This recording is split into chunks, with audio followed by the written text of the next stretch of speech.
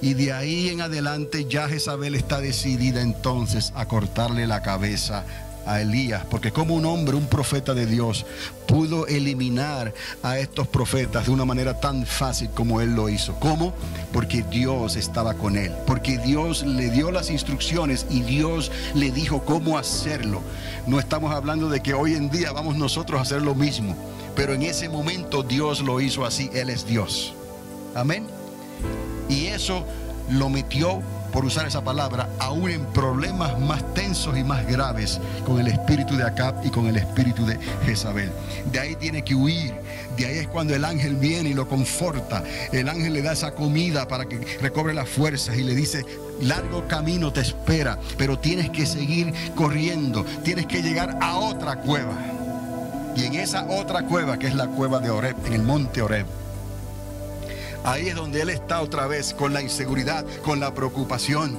Pero ahí es donde Dios se le manifiesta. Y no a través de un terremoto, no a través de un fuego, no, sino a través de un silbido apacible. Dios le habla a Elías y le dice: sal, que quiero hablar contigo. Sal, que tengo que darte instrucciones, Elías, de las cosas que faltan aún por hacerse.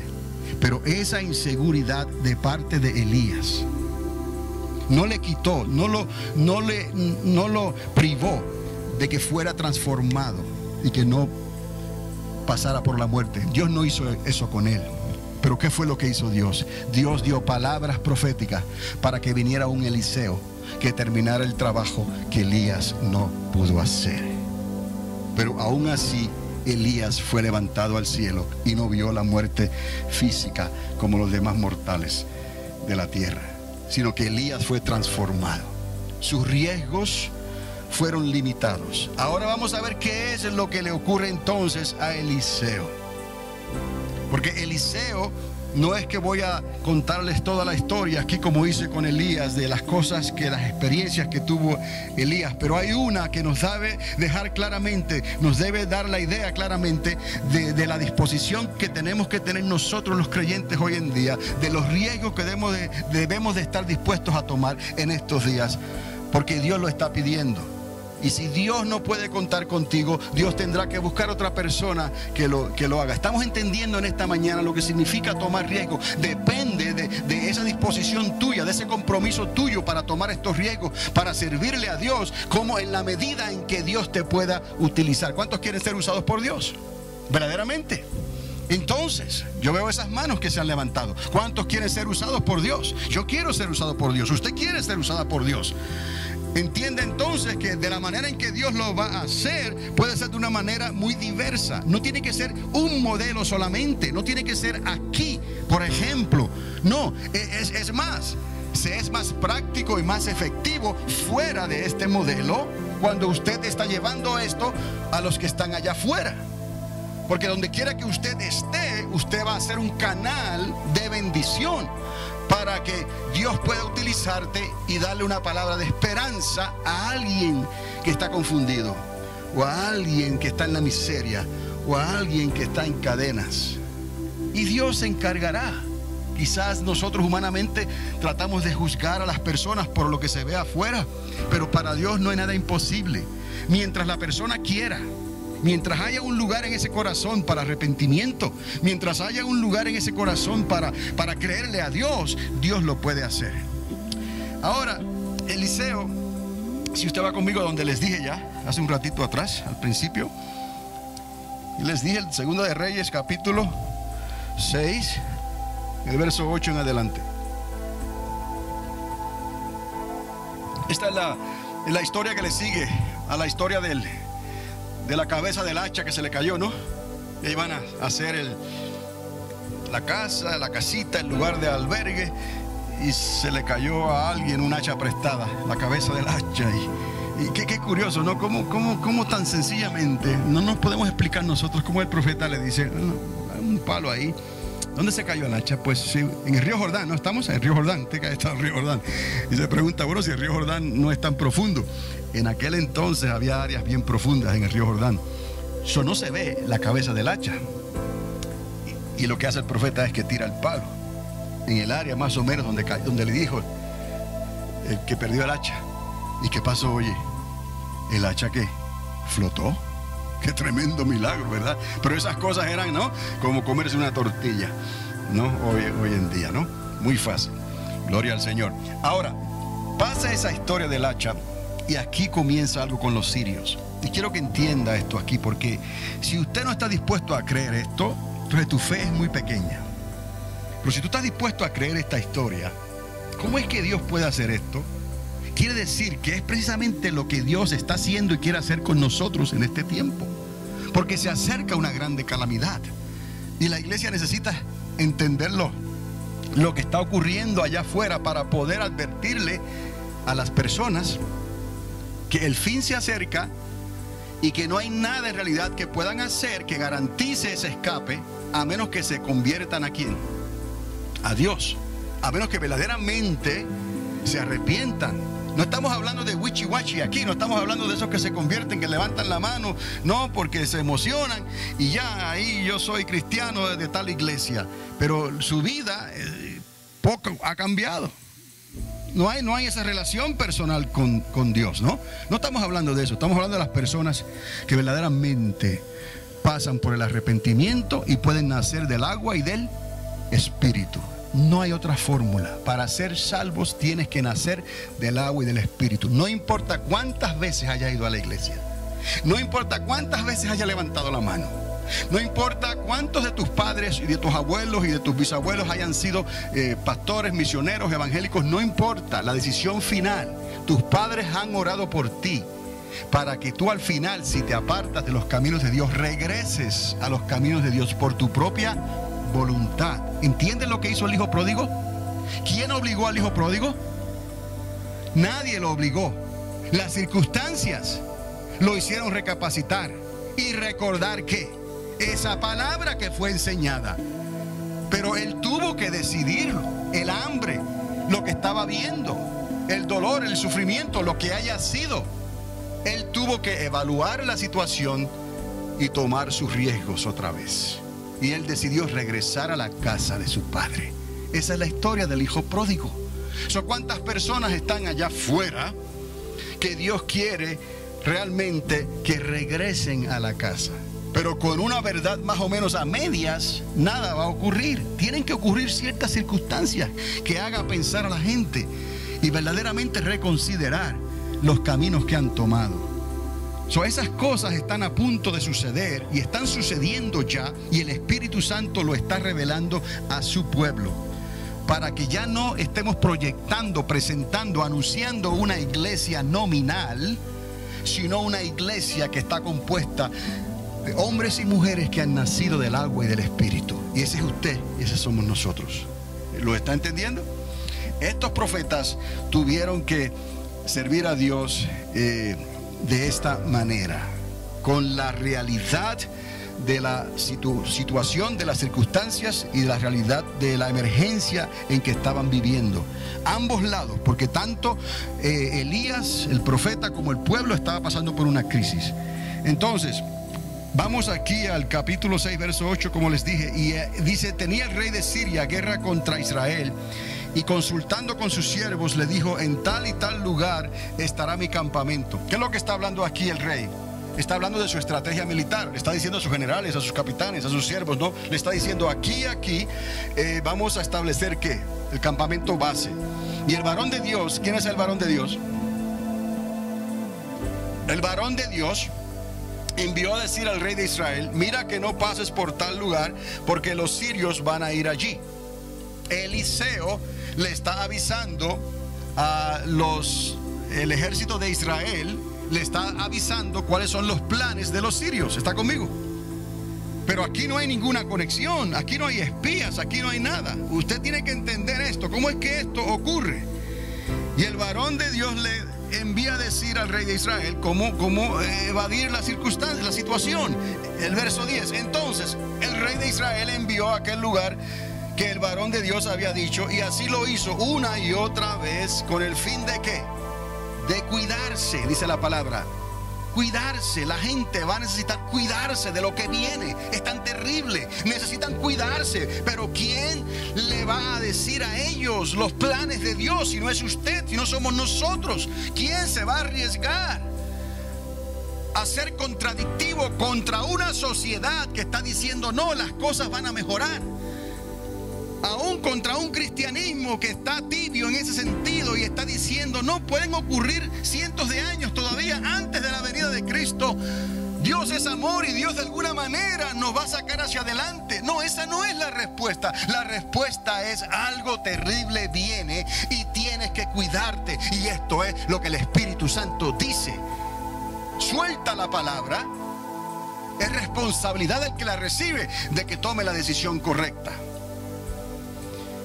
Entonces el verso 11: el corazón del rey de Siria se turbó por esto, y llamando a sus siervos les dijo: no me declararéis vosotros quién de los nuestros es del rey de Israel. En otras palabras, no me vas a decir entonces quién es el espía, quién es el mod, como le dicen, no. Está metido en la agencia y está diciendo las cosas que no tiene que decir. ¿Cuál es el espía? Declárame cuál es el espía. Entonces uno de los siervos le dice al rey de Siria: no, rey, señor mío, sino que el profeta Eliseo está en Israel, el cual declara al rey de Israel las palabras que tú hablas en tu cámara más secreta. Hermanos, hermanas, no hay forma de poder explicar esto. Quizás hoy en día se atreven a pensar que el lugar estaba arreglado, ¿no?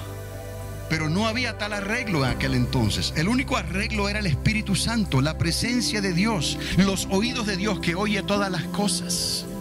Y eso es lo que nosotros necesitamos hoy en día.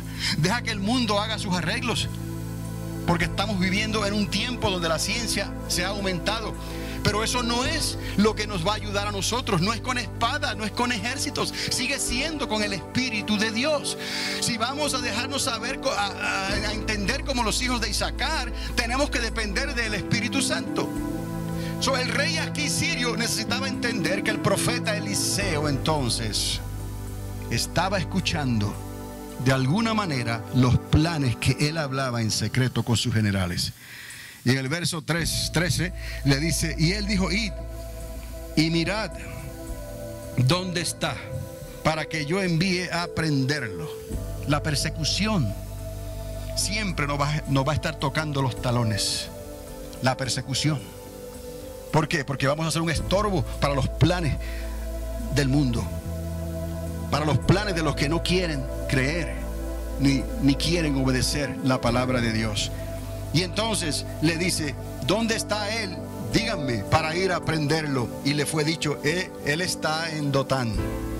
Y entonces envió el rey allí gente de a caballo y carros y un gran ejército, de los cuales vinieron de noche y sitiaron la ciudad.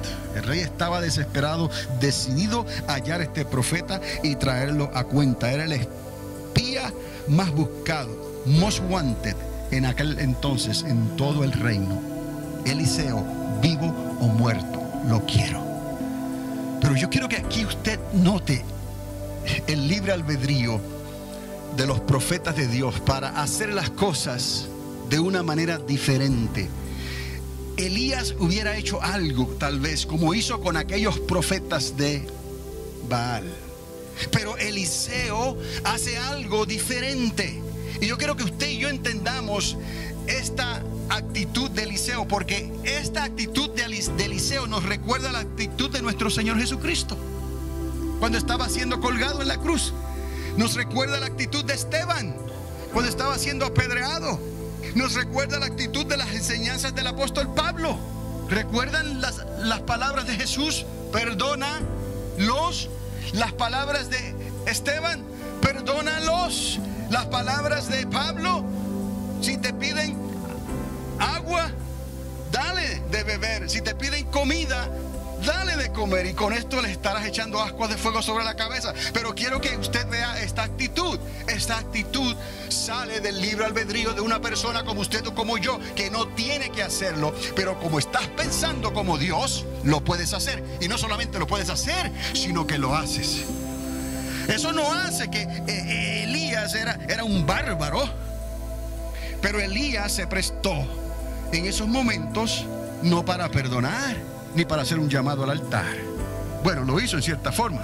Y cuando se agacharon, ¿qué les hizo? Les cortó la cabeza. Pero entienda esto, porque lo que la historia explica aquí quizás para algunos no tiene sentido. Para un militar obviamente no va a tener sentido. En casos de guerra no va a tener sentido. Pero para Dios, Dios lo permitió. Oiga bien, se levantó de mañana y salió el que servía al varón de Dios. Y he aquí el ejército que tenía sitiada la ciudad con gente de a caballo y carros. Esto fue una movilización militar en busca de un hombre. Entonces su criado le dijo: Señor mío, ¿qué haremos? Y él le dijo: no tengas miedo, porque más son los que están con nosotros que los que están con ellos. Recuerda esta famosa declaración donde el siervo está viendo, aleluya, el ejército del enemigo, de los sirios, y dice: hasta aquí llegamos. Y Eliseo está descansado sobre la hamaca, todavía no, se está tomando una piña colada. Y el siervo le insiste: deja la hamaca, deja la piña colada. Entienda, es piña colada sin licor. Oiga, deja eso y mira lo que está pasando. Somos fritos aquí en el sartén.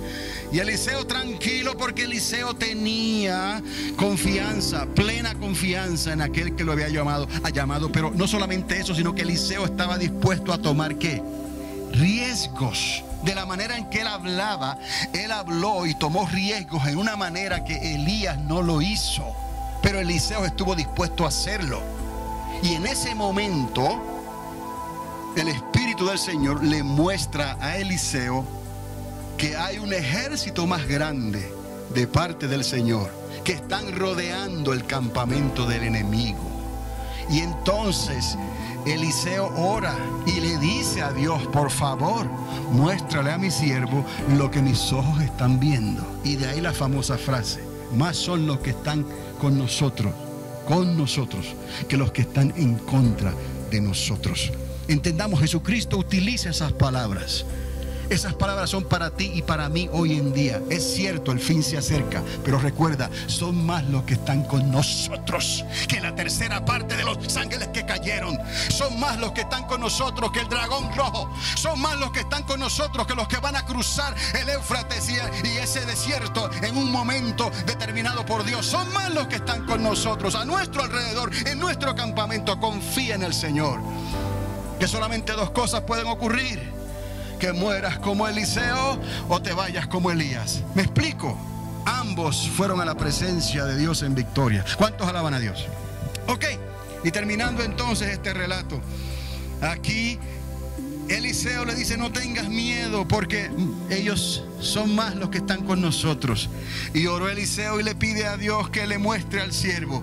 Y el siervo pudo ver y entender lo que estaba ocurriendo. Oiga, pero esto es lo que hace la diferencia aquí en esta hora. Présteme su atención por un momento, que ya estoy terminando. Luego que los asirios descendieron a él, oiga esto, Eliseo oró a Dios y le dijo: ciégalos, Padre. Ahora estoy parafraseando para avanzar. Y Dios los cegó.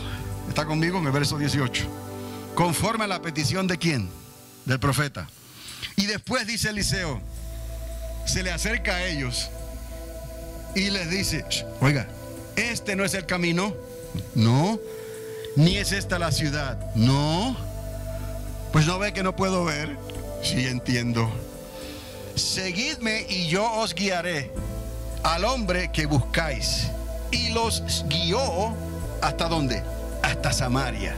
Desde donde estaban hasta Samaria. Marta, por favor, ciérrame la puerta por un momentito en lo que termino. Y cuando llegaron a Samaria, oiga esto, cuando llegaron a Samaria, dice Eliseo Señor, abre los ojos de esto para que vean. Y el Señor abrió sus ojos y miraron y se hallaban en medio de Samaria. Ustedes pueden entender esto. No me lo dejen entrar más, por favor, cierren la puerta. Ya. Sí, está bien, porque quiero que entienda esto. Los que no entraron se quedaron afuera. Oiga esto. Quiero que entienda esto bien claramente. Dios está usando a Eliseo para mostrar los planes del enemigo. Dios le revela los planes del enemigo. El enemigo se da cuenta de lo que está pasando y busca todos los medios posibles para terminar con ese espía de Dios. Entonces de momento la cabeza de Eliseo cobra mucho valor.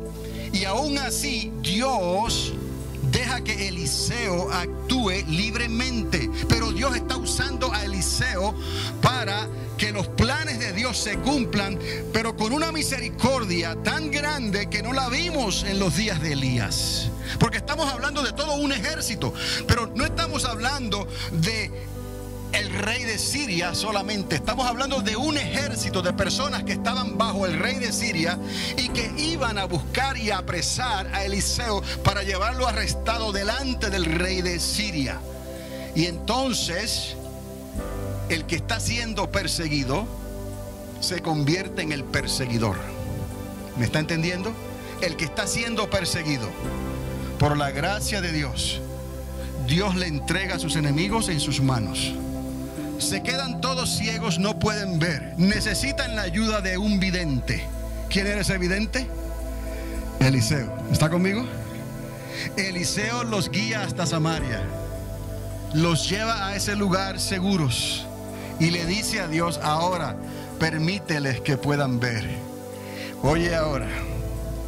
Entonces, luego que los sirios descendieron, Eliseo oró al Señor y le dijo que los cegara. Los hirió con ceguera. Después le dijo Eliseo en el verso 19: este no es el camino, ni es esta la ciudad. Tienen que seguirme a mí y yo los llevaré hasta donde están buscando a esa persona. Y ellos fueron confiadamente. En el verso 20: cuando llegaron a Samaria, dijo Eliseo: el Señor, abre los ojos de estos para que vean. Y el Señor abrió sus ojos y miraron y se hallaban en medio de